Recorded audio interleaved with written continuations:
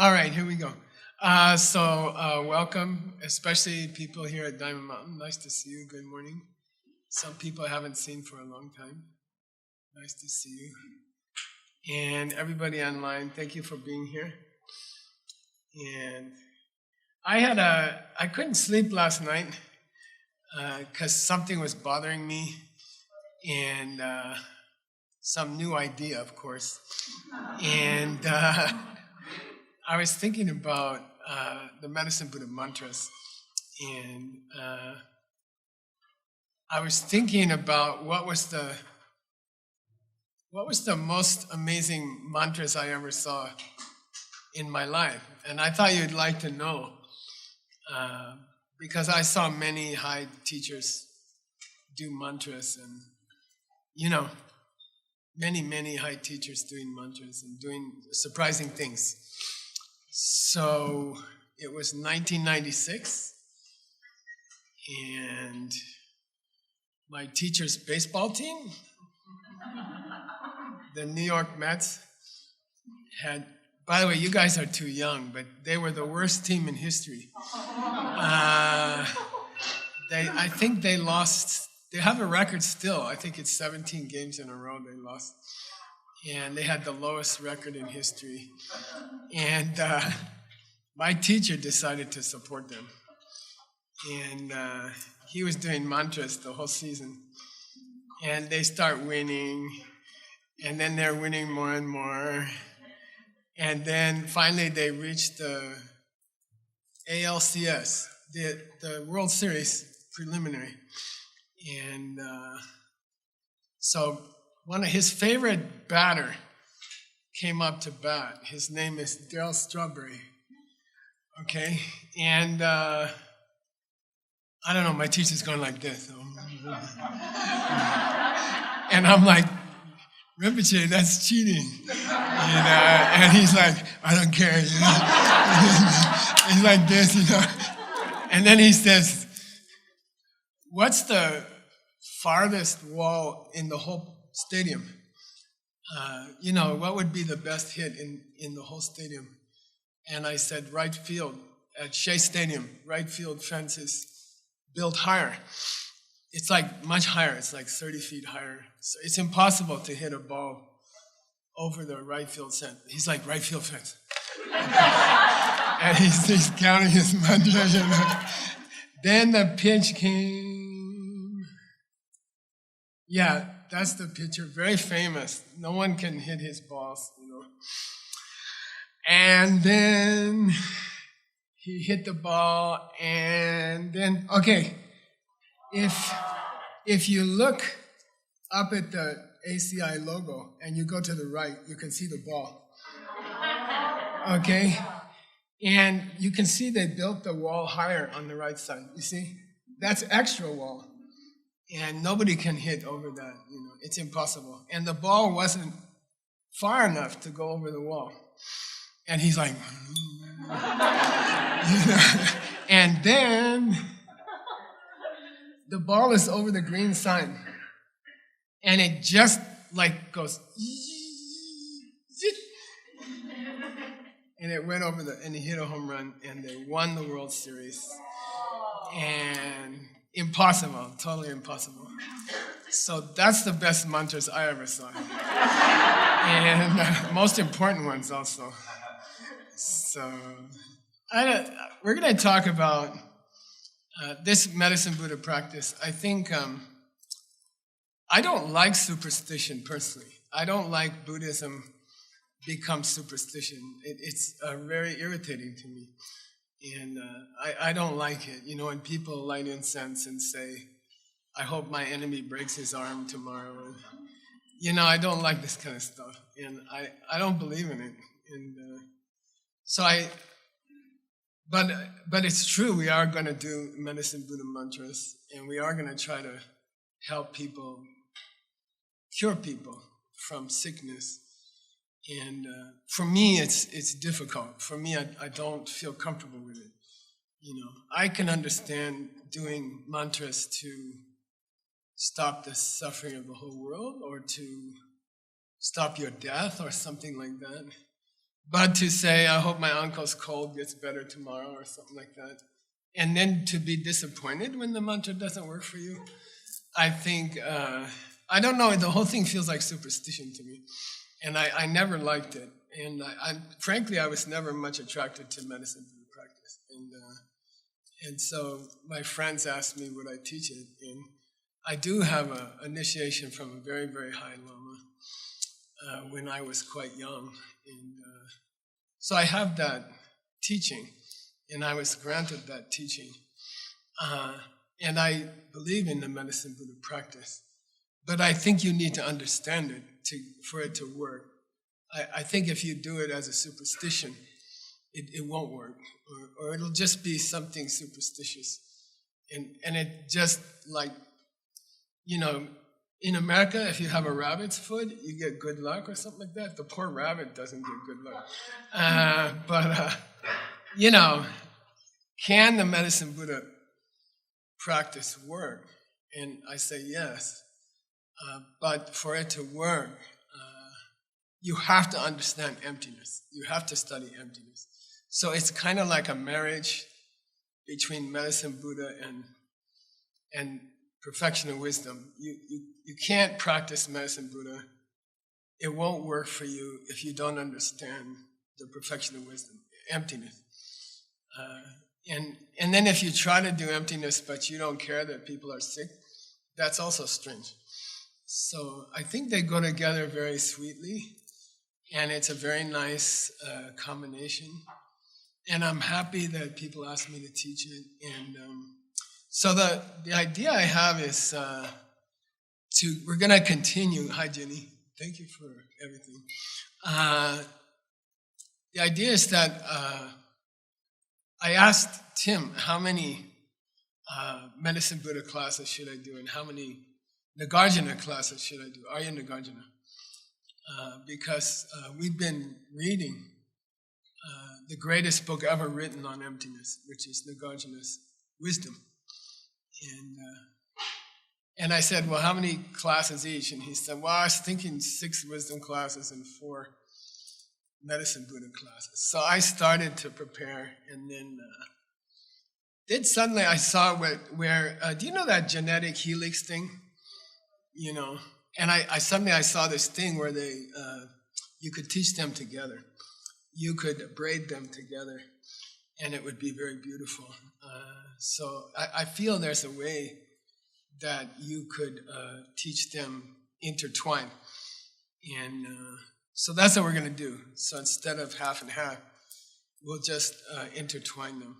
And we'll get a good dose of emptiness teachings and a good dose of medicine Buddha teachings. And I think it came out very beautiful. I'm very excited about it. I threw out the first classes I had prepared, and I replaced them, which is how you drive Tim and Ale crazy. And it seems to have worked. So I changed all the classes a couple of days ago. And we're going to go through wisdom and medicine Buddha together, like braiding your hair or something, if you have hair. Okay, so we're going to go through that. And we've done some wisdom already. We started, I think, 4 sessions ago.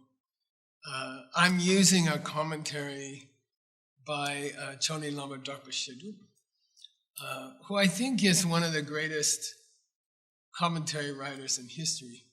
He used to have dreams about flying to the West and teaching emptiness in the West. That was 400 years ago. And, he didn't know about America or anything, but he used to have a lot of dreams about it. And he's a great, great writer. He has a Western style. He has a kind of style that is easy for us to understand. So he wrote an explanation of wisdom. Wisdom is actually a long poem, and it's got 27 sections to the poem, 27 different topics, and And I think it's some of the greatest poetry ever written. But we've been using it recently. We are filming a thing called Peacock Parenting Project. And that's Seiji Arao and his wife, Noor Ibrahim. And we were flirting with Rumi's poetry and some other poetry. For 2 years, we taught it. We had a big program in the Russian language. And then suddenly we had this idea to focus on how to be a good parent. And I thought that was good for me to teach because I don't know anything about it. And now somebody said you've had thousands of kids, so it's probably true. But so this last month we've been filming some of the episodes, and it came out quite well. I'm quite happy with it. And we're going to have poetry from Arya Nagarjuna, and then poetry from Rumi. He wrote in 3 languages: Arabic, Persian, and Turkish. And Noor can read.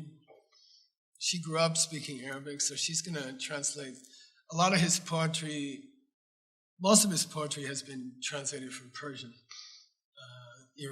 Iranian language, and she can translate the ones that haven't been translated yet. So we're working on those. And Khalil Gibran, if you know him. And then Seiji's working on 2 poets, Dharma Rakshita, who's Atisha's teacher, and Shantideva, Arya Shantideva. So anyway, we're working on, I've been working on Wisdom lately, the book, and we are about 80% through the book. The 27 chapters, we're on the 22nd chapter. In the last 4 years, we've covered 22 chapters or something like that. So we'll be, 21. So we'll be teaching I'll be teaching from Wisdom in conjunction with Medicine Buddha. And I think it will help your Medicine Buddha practice really work. So we'll be working on that. And then Medicine Buddha practice, we worked really hard. We have a team that works really hard. Our translation team, they've been together for about 7 or 8 years now. And I designed a translation project when I was 22 or something, 100 years ago. And I couldn't get funding for it. But about 8 years ago, I got funding for it. So I was able to hire some translators. We now have 12 translators. And we're doing all the great books we chose one great book from each Buddhist school in the last 25 centuries. So we're covering 25 centuries of the classics. And it's going really, really well. We're going to have a class this morning from one of those books. We used to have class every, 3 times a year. And we used to go for 2.5 weeks. And I would teach 5 hours a day. And it was too much. It was too much for me, and it was too much for everybody else. We did 1,200 classes. And each class is extremely difficult. We chose books from each of the great eras of Buddhism. And no one's ever tried that since Shenzang, the Chinese master Shenzang. So we covered all of Buddhism. Each era of Buddhism has its own language. So the language that you use for the first few 100 years is completely different from the language for the next 100 years. And we're doing all of them because I'm trying to pass on all of those languages, which I learned in the Geshe course, so and afterwards. So we're working through that, and this morning we'll be doing a class with Ben Kramer. And he's translating a very difficult text on, you can say, perceptual theory. How do we see things? How do we perceive things? And it's a very beautiful class today. It's a very beautiful topic today. So we'll be doing that after this class. Well, this class will go till like 7:15. Then we'll do Q&A for 15 minutes. And then we'll take a half-hour break here in Arizona. And then we'll start we call it Shensang's Tower class. He translated the classics of Buddhism in a tower in central China called Chang'an. And we're going to we'll switch over to his class, okay? All right. So we're 22, we finished 21 chapters of wisdom. And the way I'd like to start this class is, and I have little pictures to help you remember things. Okay, I call them idioms, which is idea image. And the first one here is, yeah, connecting the dots, okay? So I want to start with wisdom. I'd like to start. By the way, the book is just called Prajna. Say Prajna. Yeah, and it just means wisdom.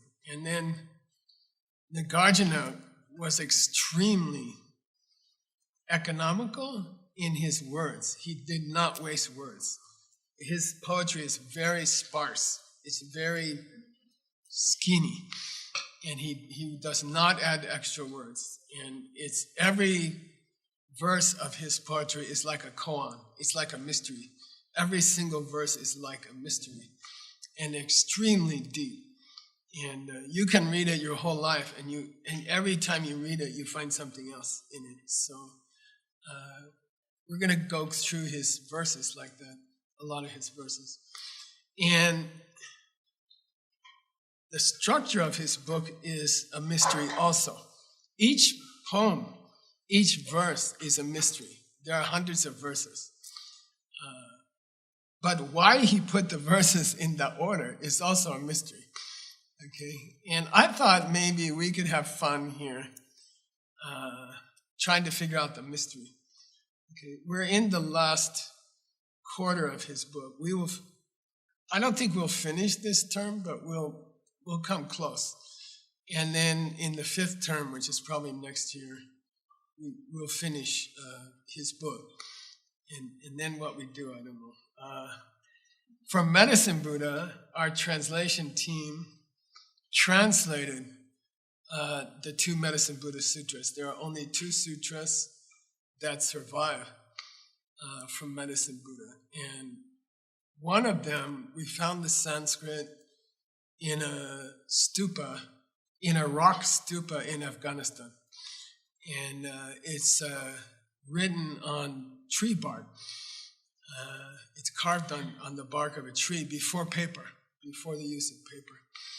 And we found that copy. John Brady's project has been very important for us, for our project. And Aisha Nguyen Skoufalos, Anatol's wife, has been very, very helpful to find the Sanskrit. So we found the Sanskrit. There are only 2 Medicine Buddha sutras. We translated both of them, and we published them together. And that was a lot of work. That was, I don't know, thousands of hours of work.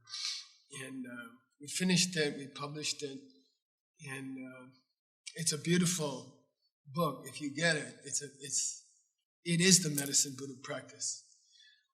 Then, how many years? 500 plus. About 2,000 years later, in Tibet, they say Medicine Buddha appeared again for the first time to the 5th Dalai Lama, who lived about, 400 years ago, something like that. And he was a great master of Buddhism. He wrote hundreds of books, hundreds of works.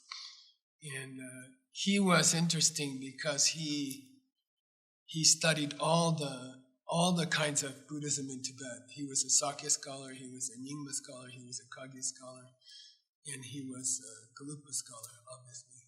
And he built the Potala Palace, he and his assistant. And that's a beautiful story. I'm thinking to tell you that story sometime. I just have to work on it, okay? It's a beautiful story, how he did that. The part I like is the last 12 years of his life. He was dead. And his assistant found an actor who looked like him. And that's an interesting story. But he was a great, great scholar. In fact, Nick Lasha and Ben Kramer are cataloging his books now. It took us about 2 years so far. And it's a tradition that he met the Medicine Buddha. And the Medicine Buddha granted him a new lineage of Medicine Buddha practice. And then he was a great writer of Medicine Buddha practice. And his assistant, the one who hired the actor, which I'll tell you the story someday, Desi Sangye Gyatso, Prime Minister of the country, he also became a great medical doctor. And his books on medicine, Ayurvedic medicine, are some of the greatest books in history. Tibet was in an interesting position because to the east is the ancient Chinese traditional medicine, TCM, and then to the south you have Ayurveda, and then those two traditions mixed in Tibet. So you have a very powerful combination of Chinese traditional medicine and Indian traditional medicine in Tibet, and so there was he was one of the greatest authors of medical texts. And I had an opportunity to translate for the two greatest doctors of Tibet for about 10 years. And so it's very, very powerful tradition for Medicine Buddha from the fifth Dalai Lama. And he wrote a new practice for the Medicine Buddha. He wrote a new way to practice it. And we found it, John Brady found it, and we started translating it about 2 years ago. And it's slow, it takes a lot of time, it takes hundreds of hours. And we finished a new section for you. So you'll get a new section of that this week. And it's finished, and it's ready. And I don't know if they're translating it, I think, into different languages, right, Tim? Something like that, in process. But I only gave it to them like a week ago, so it's usually my fault. I think his Medicine Buddha sadhana, which is the instructions of how to reach Medicine Buddha, sadhana, it will be about 300 or 400 pages. And we finished the first 200 pages. So we'll finish the rest of it for next year. So I'm kind of split it into 3 years, and it's going to take me another year to finish it. But in the meantime, you get the next 100 pages this week, and you guys will be the first people to learn it for a long time, okay? And it's very beautiful. So we're going to be working through the next section of Medicine Buddha Sadhana by the fifth Dalai Lama.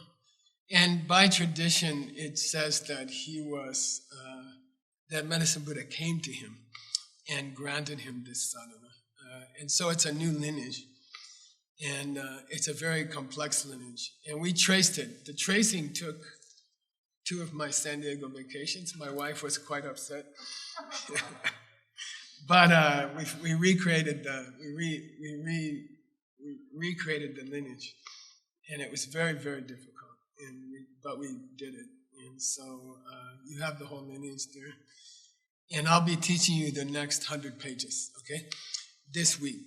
So we'll do the second 100 pages, and then every time we do some sadhana, which means a ritual for reaching Medicine Buddha. How do you get Medicine Buddha? How do you bribe Medicine Buddha to come to your room at Diamond Mountain? There's a system, a bribery system, and that's called sadhana. So we'll be going through the sadhana, but does it work, And I got the inside information, okay? Like from the real mantra master, who won the 1996 World Series with the worst team in history. Understand? Okay, so 3 lineages. New York Mets,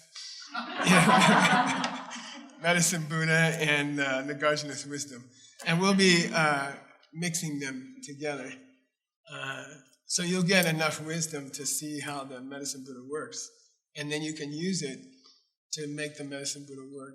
And then we'll actually be doing it in practice. We'll be practicing together, and we'll be experimenting with it. You know, if you have a particular soccer team that's really bad, you could try that. Okay? Something like that. All right.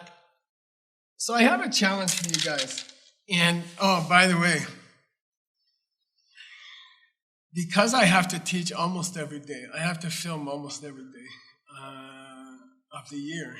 And my filming for the next 15 months is already set. Every day of filming for the next 15 months, the next 500 days is already booked. Every day is booked. Every film is set up, okay, for the next 500 days. And I like to what do you call it? I like to cross-pollinate, because for time reasons, I have to. I have to put some of this class into some other class, just to have, because it's 500 days straight of filming. I don't have time to, I don't have time to eat. So we're gonna do an interesting thing. The Peacock Parenting filming, which will come out, I think, in January or February through DCI. We used wisdom. We used Nagarjuna. They said, what poetry are you going to use, Geshe? I said, I'm going to use Nagarjuna's poetry, because I have to teach it at Diamond Mountain, and I don't have time to get ready. So I killed feed 2 deer with 1 apple. Feed 2 deers with 1 apple. And I was struggling at the Peacock Parenting class, and that was this week. I was filming in the night times this week, and something strange happened to me a couple of days ago. I filmed. I had to do 3 filmings in one day, and it was really hard, and I was tired, and I did a class based on Nagarjuna's wisdom for the parenting course. And then I went home and I said, that was a bad job. I didn't do a good job. And very rarely I'm not happy with a class, like once a year or something. And I just said, I don't feel comfortable with that class. It was based on the wisdom that we're going to cover here. It was based on the chapters that we're going to cover this week. And it wasn't a brilliant class. It was a dull class. And I went home and I said, I'm going to throw that class out. I'm going to film it over again. So we're going to film it over again this week here. So you get to have 1 parenting class. And if you don't have kids, don't worry about it. Neither do I. Okay? So, all right? And it'll be okay. Just in case you have them by accident or something. Come, we'll do the class together. And I was trying to use the chapters that I'm going to cover this week. And I was trying to find the thread of the chapters. And I'm going to do it with you right now, okay? So the way we're starting the Medicine Buddha practice is we're going to go through the names of the 6 chapters that we haven't finished yet. And those are the 6 Dhanuma. These are the climax of the Medicine Buddha. These are the climax of Nagarjuna's greatest book. These are the climax of the greatest book ever written by the greatest emptiness master in history. These are supposed to be the greatest 6 chapters on emptiness ever written on this planet. And I challenge you, okay? I'll describe the 6 chapters. And it's a mystery why he chose those 6. And that's what I want you to think about, okay? So the class doesn't end in this room. The class goes to your meditation cabin, and I want you to think about it, and I want you to struggle with it. And I have struggled with it. And that's why the parenting class came out so bad. I couldn't see I couldn't see the flow. I couldn't connect the dots, you see. And I'm going to show you the chapters of wisdom that we're going to cover this week. But I think it's hard to find a thread. And by the way, Nagarjuna doesn't do anything by accident. He does everything on purpose. Everything he ever did had a deeper meaning, okay? And let's work on it together, okay? And then I'll ask you guys, we'll have question and answer period in about 45 minutes. And you give me your ideas, okay? Here's the question. So these are supposed to be the climax. These 6 chapters are the climax of all emptiness teachings ever given in this world. Okay? And somehow he's leading to a certain conclusion. And that's the end of the book. Chapter 27 is the end of the book. Okay? So these last 6 chapters are somehow, it's a mystery, but they are revealing the deepest understanding of emptiness. Okay? And I'll tell you what they're about, and then I want you to think about, it may take a couple of days or a couple of years to figure out the connection, okay? Here's the dots that I want you to try to connect, okay? It's a mystery. I also haven't decided myself what's the answer, okay?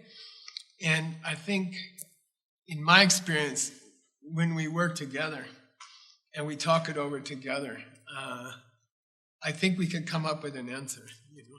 So here we go. Chapter 22 is called, and by the way, each of the chapters is called an investigation, pariksha, which means he wants to check something out. He treats each one as a mystery. Each chapter is like, let's investigate this. Okay? And 22 is, let's investigate the emptiness of a Buddha. Okay, one Gandhas is Tathagata, a Buddha. Okay, let's investigate the emptiness of Buddhas. Okay, so that's chapter 22. And if you learn to investigate the emptiness of a Buddha, you can practice medicine Buddha. Okay, got it? Medicine Buddha is empty. Medicine Buddha is not a Buddha. Okay? And somehow it works. All right? So, it's very important for us, if we're going to figure out how to save your soccer team, how to save your favorite soccer team, which is, after all, the most important use of this stuff. We have to investigate what's the emptiness of a person who is already perfect. What's the emptiness of a person who used medicine Buddha practice until they became medicine Buddha? What's their emptiness? Okay. Got it? Okay. That's the first mystery. And we'll be covering it. And it's a deep, deep topic, and it's a very beautiful topic. Okay. If you understand the emptiness of medicine Buddha, you can do medicine Buddha practice. And if you don't understand the emptiness of the medicine Buddha, and you try to do medicine Buddha practice, it's superstition. Okay? And it won't work. Superstition doesn't work. There's a joke. I don't understand your superstition. Superstition means to stand over. But I don't understand your superstition. Okay. It's a funny thing. Okay.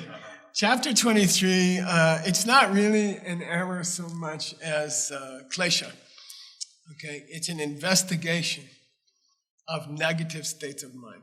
Okay, anger, desire, hatred, jealousy, pride, other specialties of myself and everybody. Okay, what's the emptiness of What's the emptiness of the negative thoughts that we have lived with since we were children, right? Or longer. Okay, what's the emptiness of those negativities? Okay, that's not so hard, I think, right? So going from the last chapter to this chapter, if I say, what's the emptiness of a Buddha? And then I say, what's the emptiness of your negativities?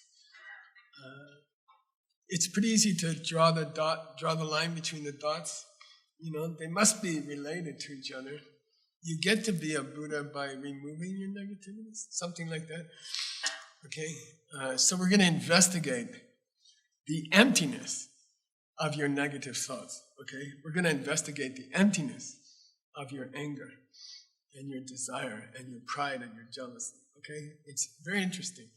He's never just investigating negativities. He's investigating the emptiness of the negativities, which is more deep. And that's deeper because that's the only way to remove them. Only if you understand the emptiness of your pride can you remove pride permanently from your mind. Okay? Nobody who doesn't understand the emptiness of pride could ever be free from pride completely. It's not possible. You have to understand the emptiness of your negativities to remove them. And if you don't understand their emptiness, you could never remove them. Okay? It's very interesting. Okay, cool. Third chapter. Let's investigate the 4 higher truths, okay? Now, in my classes, lucky for you, I always make these $100 bets. Sometimes more, sometimes less. But I like to, I don't know, just students they stay awake better if I make $100 bet every once in a while. People are like, right now, for example, I can't even see Wordsmith, but I can see his face. So here we go. Here's a $100 bet. Nobody can tell me I want to know. We're going to talk about the higher truths. I want to know, number 1, what they are, and number 2, why is it true that you cannot call them the 4 noble truths? Go. Teddy's. 2 truths? 4 truths. Wait, I'll say the question. It's suspicious when they raise their hand and they don't know the question.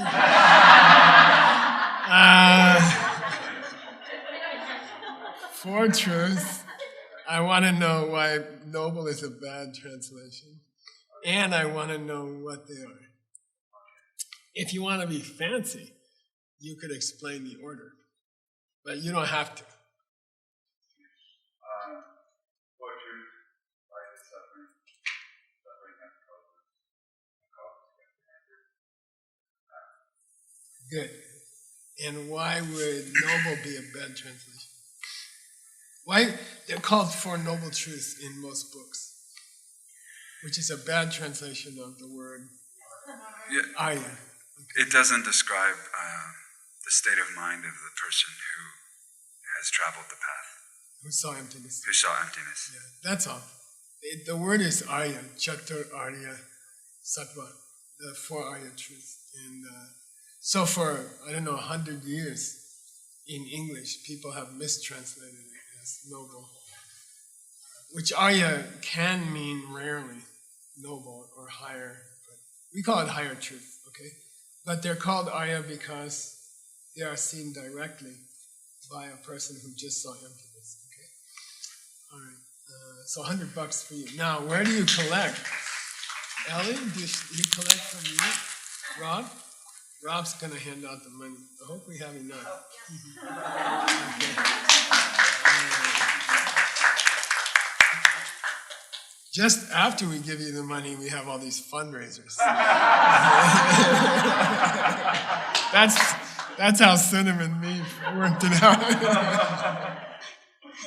Okay, no pressure.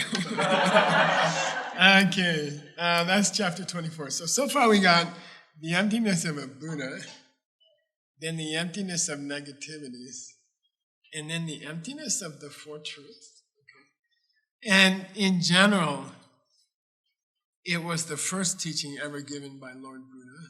And by the way, he went through it 3 times.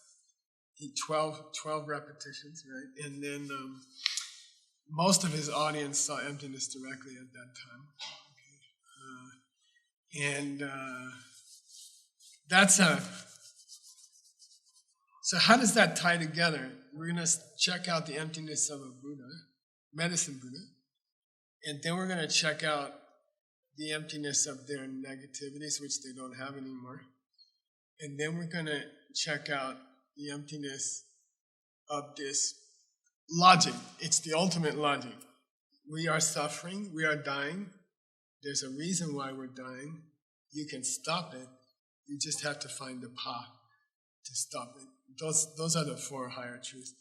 Is he emphasizing a person who just saw emptiness and then saw these 4 truths? You see? Is he emphasizing that, or is he emphasizing the first teaching that Buddha ever gave? I don't know, okay? That's up to you. And you don't have to decide in this class. I'll take some opinions when we get to the Q&A. But I think it's a very useful, it's a good use of your meditation time in your retreat, okay? To sit quietly at Diamond Mountain and think about these questions is the purpose of being here at Diamond Mountain. Okay? And it's a beautiful, beautiful retreat center. It's my Ukrainian friends that we invited from Kiev to come live in the greatest city in the world, which is called Rimrock.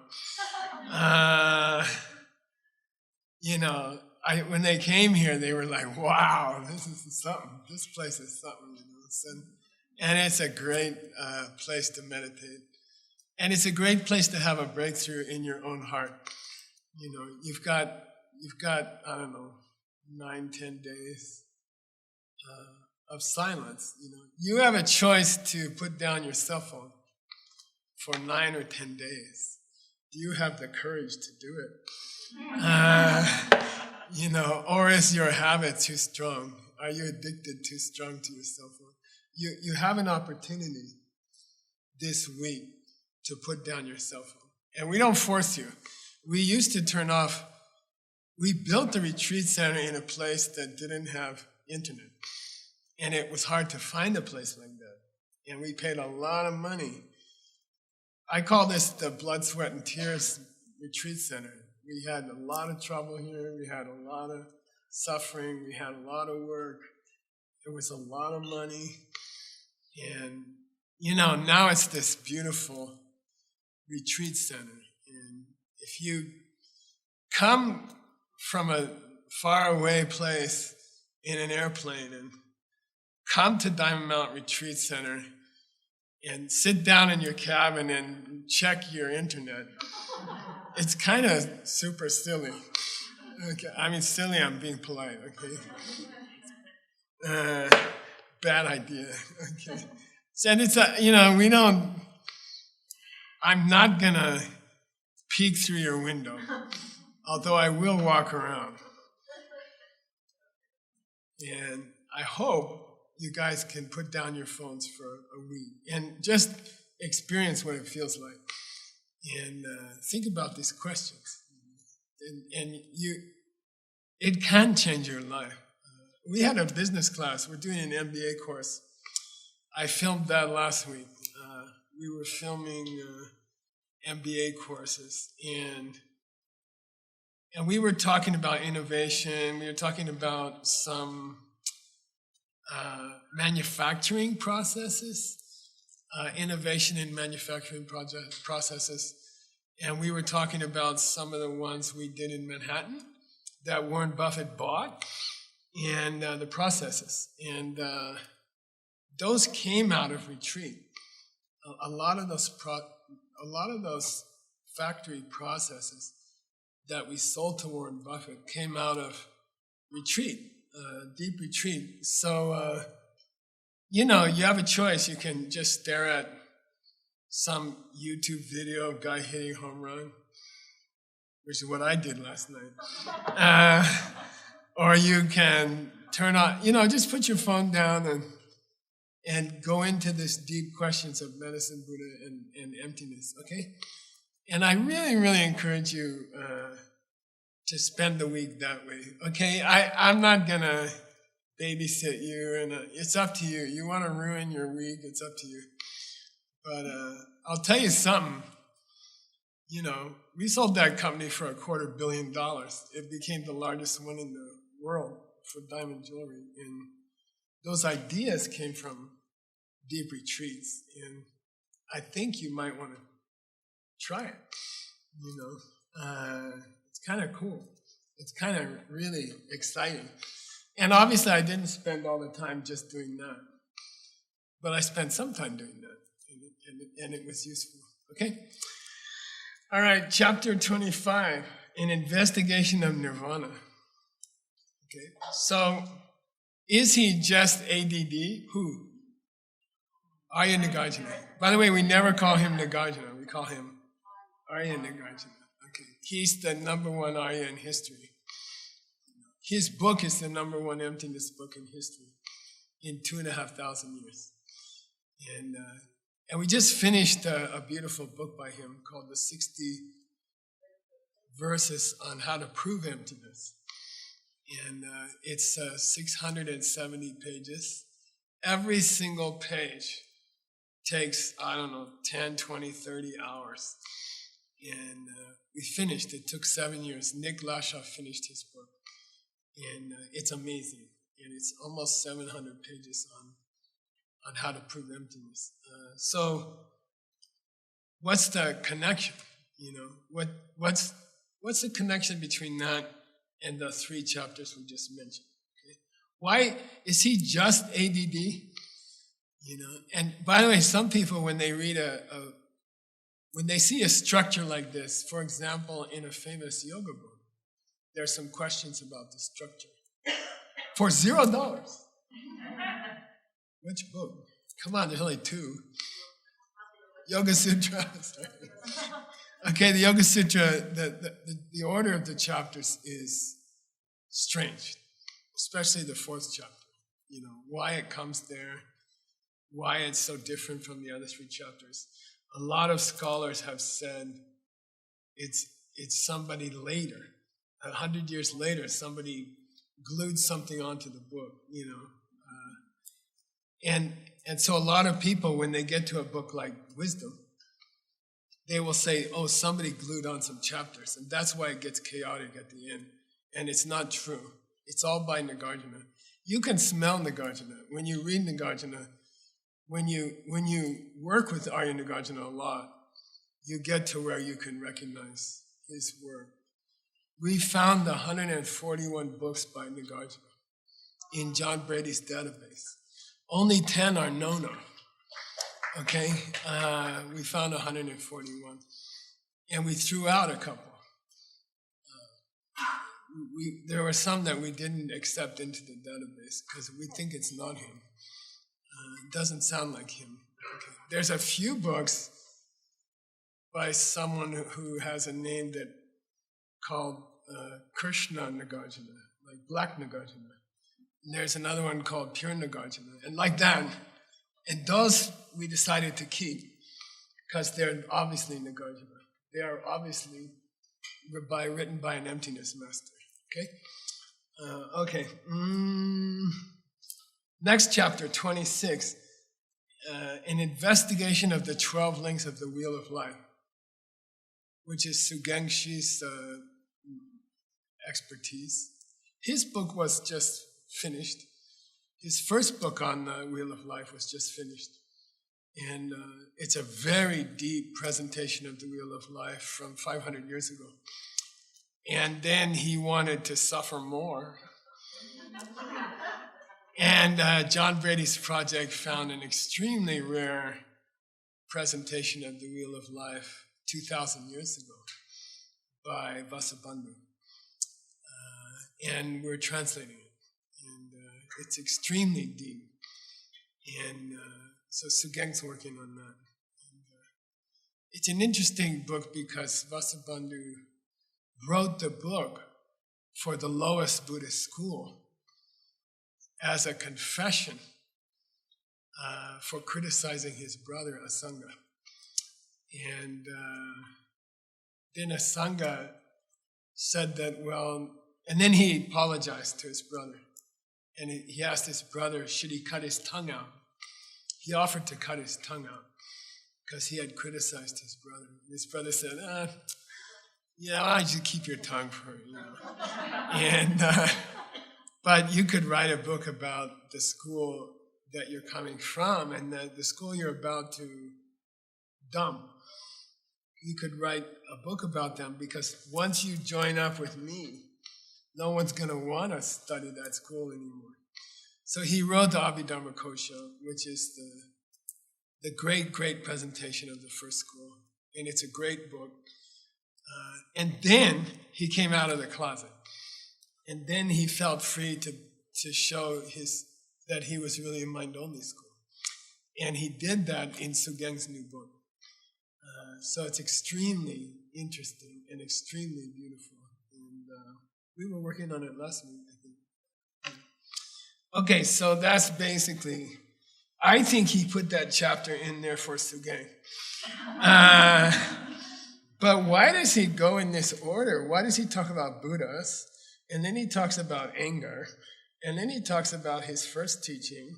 And then he jumps to Nirvana. And then he gets into the wheel of life. Why? Why that order? It doesn't seem very logical, okay? Somewhere there's a twisted Arya's logic there, okay? And I ask you to unravel it, okay? It's a mystery. It's a mystery to me. It destroyed my parenting course. That's why I have to refilm that class, because I'm like, what? Okay, last one. Let's investigate viewpoints. And Ben Kramer just finished his first book. All these books are coming out. We had a wonderful sponsor. They basically fed the mixed nuts for 7 years. It caused a weird phenomenon in their house, and as a result, we have lots of babies coming out. And we had 4 kids, I think, came out. Something like that. So we've been looking into, Ben Kramer translated a book called Siddhanta. And this was a hot topic about 500 years ago in the middle of China, okay? Strange. I mean, it's influenced by the Mongols and by others, East Tibetans, Central Chinese, Inner Mongolians, and what's that language, Stanley? Inner Mongolia, Manchurian, and Uyghur. So it's a very strange time in history. And sitting there in the middle of China, exposed to Confucianism, Taoism, Buddhism, Islam, Nestorian Christianity, all these strange religions are sitting there in that area at the same time. Mongolian shaman beliefs, they're all cooking in that same area at the same time. And they got interested in comparative religion. So they got into the study of different people's viewpoints. And they started writing books about comparative religion. And they're amazing. They're incredible. So Ben Kramer translated one of them, and it presents 101 religions. It's a book of 101 religions, okay? And it's amazing to compare 101 different religions over the history of about 30 centuries, sitting in a melting pot of the greatest philosophies of Asia, Confucianism, Taoism, Buddhism, shamanism, even Christianity and Islam, in all sitting there. He translated it, and it's an amazing book. It's an amazing, you should read it. It's amazing. Why am I talking about that? The last chapter of Nagarjuna is an investigation of religions or different ideas, What is it about people that they create 101 different religions? By the way, some of those religions died 1,000 years ago. We don't know much about them. We know their philosophy. But why do some religions, in the time of Jesus, there were over 100 religions current in Palestine, and one survived or two survived. And what is it? What is it? Why did they survive? Okay? So that's the last chapter of Nagarjuna. Here's all the different viewpoints that human beings come up with. And what's the emptiness of those viewpoints? Okay, what's the emptiness of all the religions that human beings have ever thought of? It's a great question. It's very interesting. What's the emptiness of a human being's hunger to create a religion? Okay, it's very interesting. Okay, and that's his last chapter. And then he's like, I'm done. Okay. Now, how do those 6 chapters flow into each other?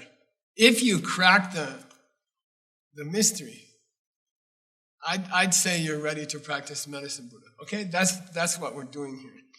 We are practicing Medicine Buddha by examining spiritual wisdom from Nagarjuna. Okay. Because if you just repeat Medicine Buddha prayers and Medicine Buddha mantras and you don't think about it, that will never work for you. It's not possible. And then it's truly superstition. It's just superstition. Okay? And it really bothers me. I don't know why. I want to yell at people who do that.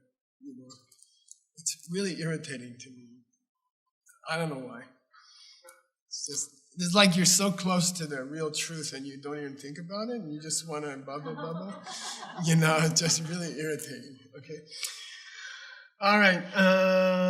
I'd like to review what we covered in the 5th Dalai Lama sadhana so far. We have 15 minutes and then we will do Q&A for 15 minutes. Then we'll take a nice,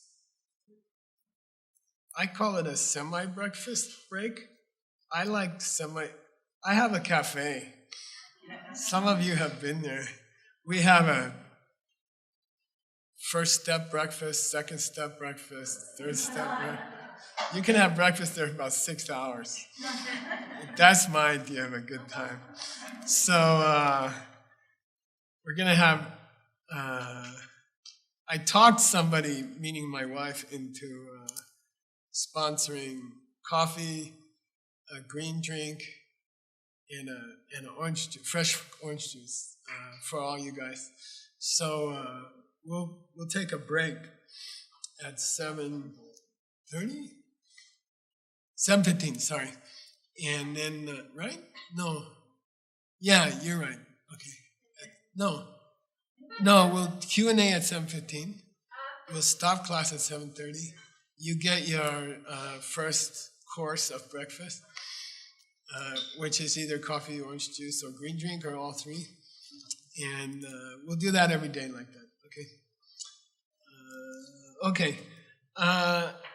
Next item, you guys, Francisco, it's the step. Yeah, we have finished 4 steps of the Medicine Buddha practice, okay?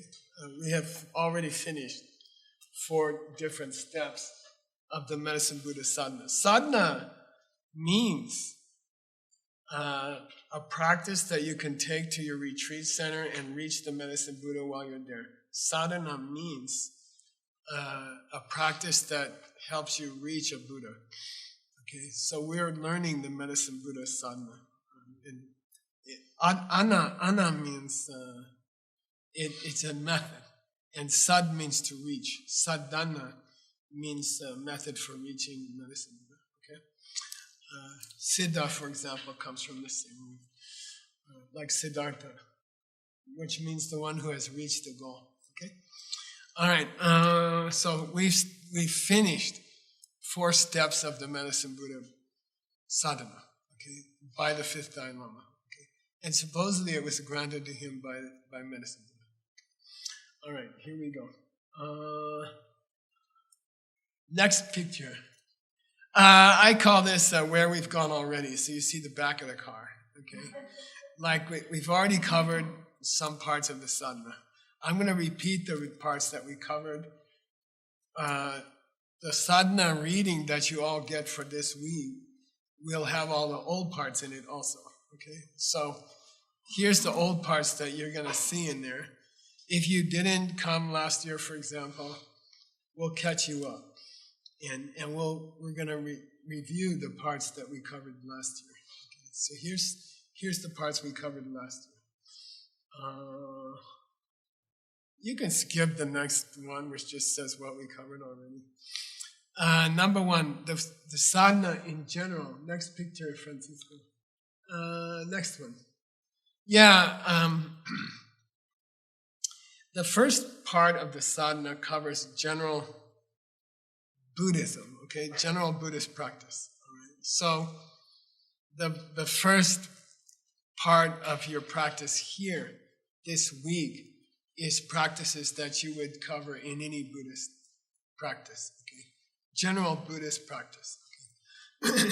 And here's a list of them for you. Okay. Next picture. Yeah, these are the parts that we finished. For $100, what's hiding in that list? I think it was Stanley, right, Haggerty? 7 limbs. Which means what? Like a tree? It's a preliminary meditation practice. Yeah, good. Yeah, 7 preliminaries for all meditation practice. Okay, 7 steps you should be taking every day this week to start your practice. And so the 5th Dalai Lama sadhana starts mainly with those 7 preliminaries. But calling them preliminary is a little misleading. And I'm not offering you $100 because this is going to get expensive. Why is it misleading to call them 7 preliminaries? Yeah, I should take the $100 back. They usually do the dedication after the practice. Okay, now listen. Sometimes people give a $100 answer to a $0 question.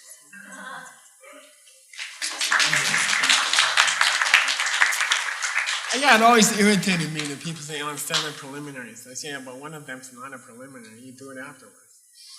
Okay, got it? Number 7 is dedicating the good karma of your meditation sessions. Hopefully it's after the meditation session, or else there is no meditation. Okay, all right, so here's where he goes in his sadhana. We finished this already. It's just a review for you guys. You got the whole sadhana, 200 pages of the sadhana. There's 300 pages total. I'll give you the rest next year, I promise. Opening prostration. Okay. And normally, someone who writes a Buddhist book will bow down to all the teachers of their lineage. Okay. And it's good luck to honor all the teachers who came before, because when you write a new book, you get lots of obstacles. And so to overcome those obstacles, normally at the beginning of a Buddhist book, we will bow down to the teachers of the past to collect special good karma to prevent obstacles. Okay. All right, and then he honors the lineage, and we'll say more about that later. Okay, his lineage is unusual, very unusual for the Medicine Buddha, because he was so eclectic. And no one has been that eclectic.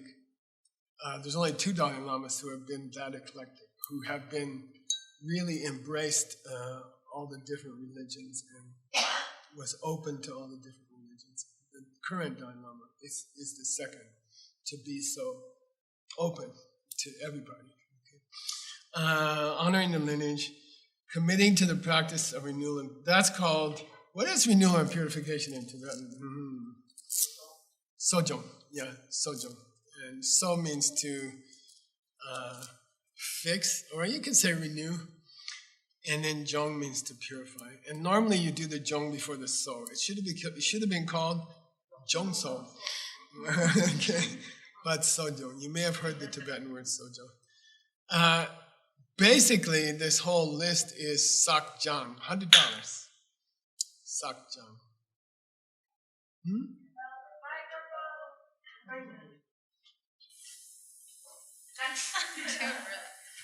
Collecting goodness and purifying bad deeds. Good, $100 back there. Okay. Yeah. Basically, the whole warm up to your daily meditation. You shouldn't go into a meditation without sakjang, which is sojong. Okay. Jang means first make some acknowledgement of your mistakes for the past couple days. Okay. And we all have them, okay? We all have them, all right? And just be honest with yourself. Okay, I got irritated at Venerable Sunam and Tim and, Angelo, like that, okay? Like just at least admit to yourself little boo-boos you made in the last, or big ones, in the last few days, okay? And then admit them. And then equal weight to $100. Equal weight to... Who said it? Jenny? Gyaltse or Jenny, did you say it? $50 each. Okay, Gyaltse and Jenny, yeah. Yeah, we always say equal attention to the good things you've done this week, okay? And I'll tell you something we learned in DCI with the coffee meditation instructions. People have a strange inability to admit how nice they are, okay? It seems like really good people have trouble admitting that they're good people, okay? It just seems to be human nature, okay? So equal time before your meditation to appreciating yourself, okay? And if you don't do that, then you can fail. Then you're failed Buddhist, okay? If you don't appreciate what a good Buddhist you are, you're a failed Buddhist. How's that? Okay? If you're a Buddhist and you don't appreciate the good things you do, you messed up, okay? And you can add that to your confession tomorrow. Okay. All right. But please, you are required during this part of the sadhana, which is the warm-up for the sadhana, you are required to think of the good things you're doing. And if you don't do it, the sadhana doesn't work. Okay? If you don't do it, the sadhana doesn't work. Okay? You can't leave out half of the preliminaries and expect the rest of the sadhana to work. It doesn't work like that. You have to give equal time to appreciating all the good stuff you're doing. And everyone in this room is doing really sweet, beautiful things. You just have to admit it to yourself, okay? And you are required to do that, okay? So you can beat yourself up. You have every right and responsibility to beat yourself up. Then equal time. Okay, did I say equal? Yes. Equal time on thinking about the good things you've done. And if you're like me, I don't know what it is, when I get to the equal time on things I did well, like before I go to bed, I start thinking about mistakes I made. It's weird, you know? They just push their way into the room, and I'm like, oh, you guys come later. This is the time for the good people. You know, this is the time to appreciate myself. And they're like, yeah, but you were so selfish. And I'm like, I know I'm selfish. I already confessed that. You know, we're trying to find something good I did yesterday. You know, so don't let them boss you around, okay? Like, Just say, come back tomorrow during confession time. We're done with confession time. This is rejoicing time. You know, and you definitely did great stuff today. And it's not pride to appreciate the good stuff you're doing. It's wisdom. It's a kind of wisdom. Okay? It's good reinforcement of your goodness. Okay, and you have to spend that time. You must spend equal time. Okay, I'm looking at Xiaoping. I know you don't do it. It's like, oh, I didn't spend enough time on the MBA program. And I'm like, you did spend enough time, now shut up. And try to appreciate yourself, okay? All right. We got a few minutes. Let's finish this list. Bow down. Bow down. After many years of bowing down in preliminaries, I realized you're just supposed to appreciate somebody who's a good person. That's all. You don't have to get up and bow down. It hurts your knees, and it's okay. Mentally appreciating a good person in your life. I was with Rob Russinger yesterday.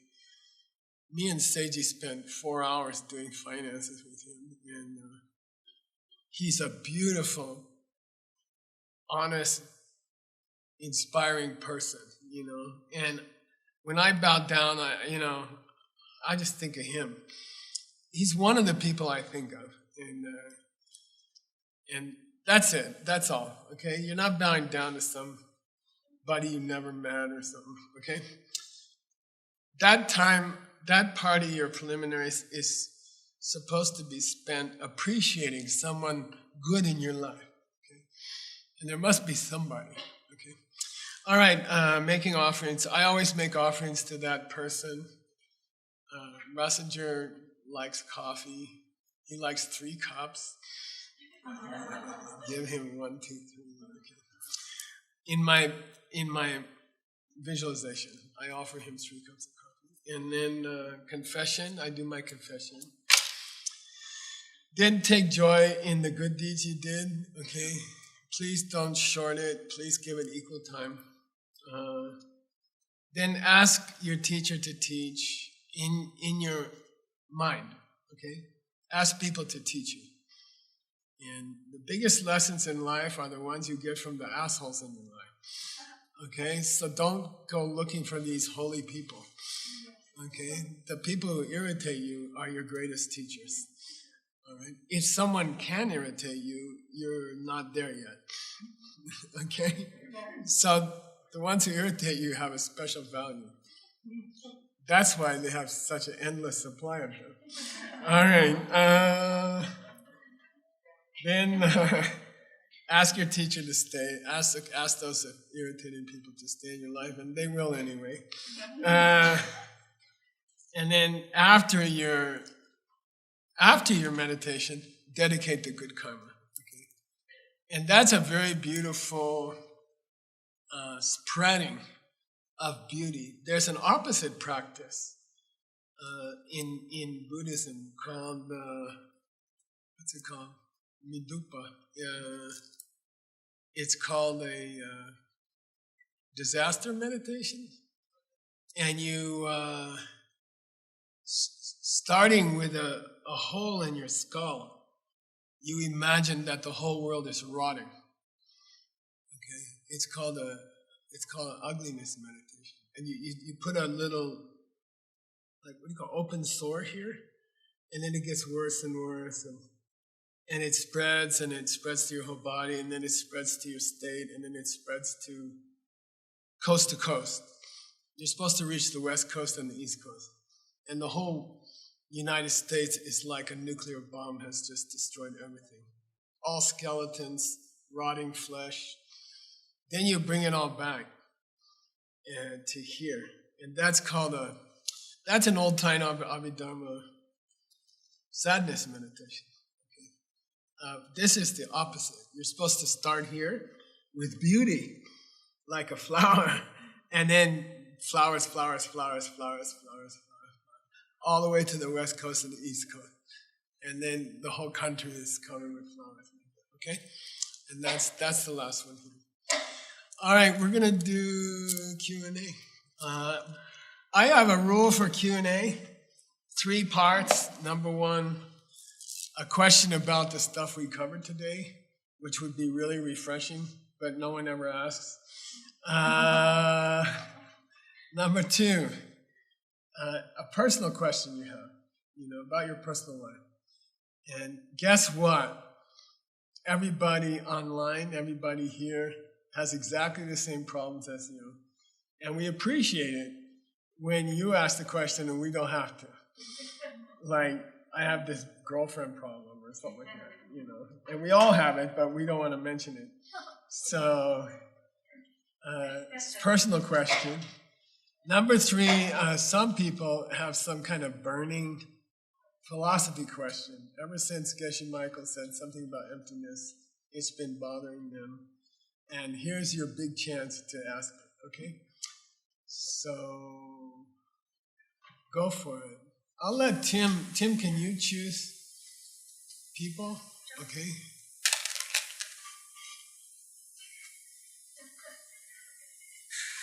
Hi, Geshe. Yeah, and by the way, any question is fine. I don't care. The whole point of the Geshe program is to answer difficult, immediate questions. Okay? And anything you want to ask is fine. I have a question, and I know that it bothers many people. Hold the box close. I know this question bothers many people. You probably know that there is a war in my country, in Ukraine. And we were practicing, we were doing something this almost 2 years, but it doesn't look like it is getting better, Like even more, there is another conflict in Middle East. And I have a personal question, what I do wrong, I really do, I think I do my best, but probably something is missing. And I know many people, they're practicing medicine, Buddha.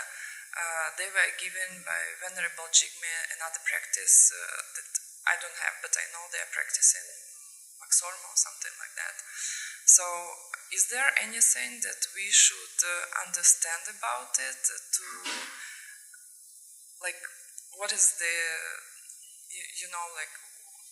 what we should do about it? Yeah, okay, good question.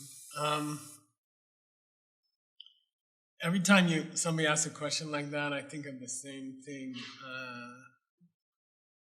I was involved in an abortion when I was in college, and at the time, all my college professors and my parents, and they were like, it's okay, Then I met my teacher, and he said, oh, that's bad, And I'm like, well, how do I clean that? And he gave me, basically he told me to teach a kids class. And I was living in a Mongolian community near New York. So there were a couple thousand Mongolian refugees from World War II. And the U.S. government brought them over after World War II. And there were a couple thousand people. And they had survived the concentration camps. These are people who were tough enough to jump over the fence and get away, and men and women. And they were all traumatized. They were, all of them, badly traumatized. And so you're talking a couple thousand people. And me and my teacher were living there. And it was really hard. They were very traumatized. And a lot of them were on heroin or alcohol or, still doing this, because some of them were captured by the Germans to dig the trenches. And a lot of them were killed in the concentration camps. And, so they were very, very seriously messed up. And they were also very against anyone who wasn't Mongolian, which means me. And I was the only American living there. And then there's one Tibetan, which is my teacher. And they were very difficult to live with them, really difficult. And they were very suspicious of us for 20 years, 25 years. And it was hard. It was really hard. And there was one man who had an open mind. And he was the treasurer of the temple. And he was this very, I don't have his picture. You have his picture here? I'll show you his picture. You should thank him. His name is Hangor Socherov. And he reached out to me and he reached out to my teacher and he said, I'll take care of you, don't worry. You know, you will survive here. I'll do it. I'll take care of it, you know. And we're like, thanks, because it was really, really hard to be there. And everyone was suspicious of us and everyone was kind of against us. And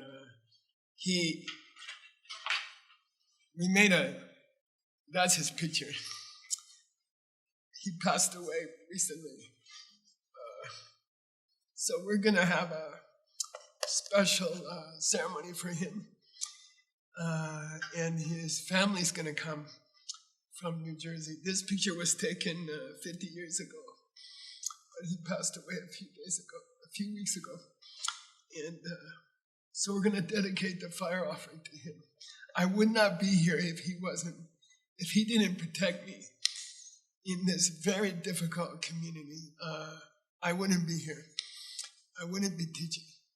And only because of him. So his family will come and the kids, my teacher, the reason I met his family was I taught the kids. For 15 years, I had a kids class for the Mongolian kids. And his kids came, 3 kids. They're going to come this week. They're old now. They're like 50s, 55. I taught them when they were this high. You know? And that was my teacher's assignment for me to clean the karma of the abortion. You know, okay, Grandpa's stories usually come back to the point. And at my age, sometimes I forget what the point was. But the point I do remember. I asked my teacher, how long do I have to teach these kids? How long do I have to teach the kids program?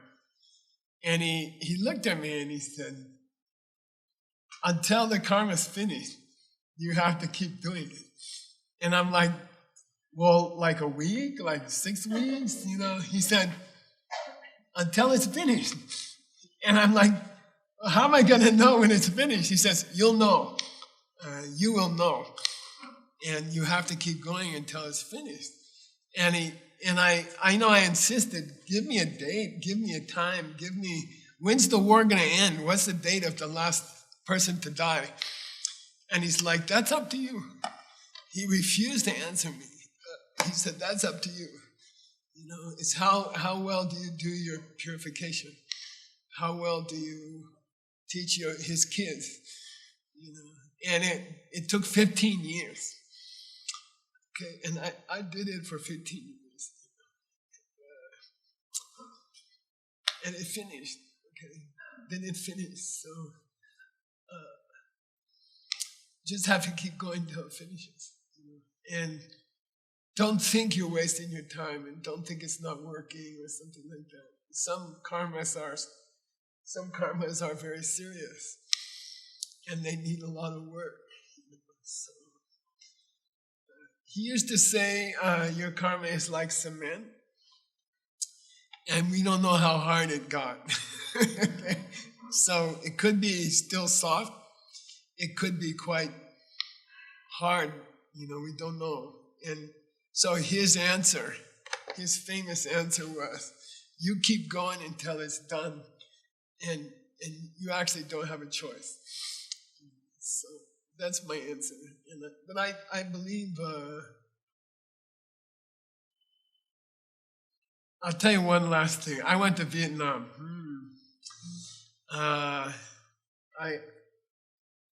When I was in college, I went to jail. Working against the Vietnam War, I went to jail. And And our army was beat by the Vietnamese army just because they were so brave. They didn't have 1% of the American money or the bombs or the weapons. They didn't have 1%, but they beat the Americans, And the main leader was Ho Chi Minh. And the first time I went to Vietnam to teach, I talked in Hanoi, which is the capital of North Vietnam. And I got up on the stage and they put a statue of Ho Chi Minh next to me. And I'm like, And we taught at I don't know if you guys remember, you were there, I don't know, but we taught at a place where the North Vietnamese army had dug tunnels underground to escape the bombing. And we taught there, we had a retreat. Many of the participants were amputees. They had lost legs, they had lost arms in the bombing. And we did yoga together.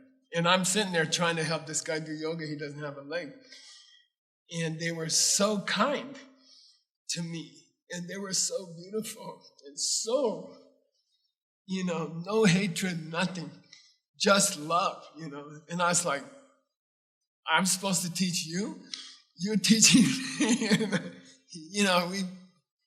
We did so many terrible things there. And here they are, I was, I almost went there. I almost was sent there, And here they are being so kind. And so as an old man, I'll tell you something. Time changes all things. And there will come a day when we're all sitting having a class in Moscow or something. There will come a day when we're all enjoying each other in Russia or in Ukraine. And everyone's just loving each other. There will come a day. Just be patient. And I've seen it. As an old man, I tell you, I've seen it. So, okay. One more question, Timothy. 30 seconds. Why you talk so much, Grandpa? Well, that's a long question. I think we'll just stop. So 8 o'clock, we will have a mixed nuts class. What I did with the mixed nuts classes, rather than, by the way, we've had 1,200 classes, 1,260 classes. Rather than have a bunch of classes at the same time, we decided to have 3 classes a week. So we'll be having, and the theory is, no matter where I am in the world, we do the class. And so we're going to do the mixed nuts class this morning for Ben Kramer's book. And then Monday evening, I think it's 4 to 7, we'll do 2 more classes. And we'll just keep doing that every Saturday and every Monday for the rest of your life. Okay, so Saturday morning is mainly for Europe and America, and then Monday night is mainly for Asia, for Tuesday morning in Asia. So we'll just keep doing that forever. Okay, so because of that rule, we're gonna have a translation class in half an hour, and we'll take a break. Anything else, Timothy, I should be announcing? See you guys at 8 o'clock. Have a nice break, and we'll see you at 8.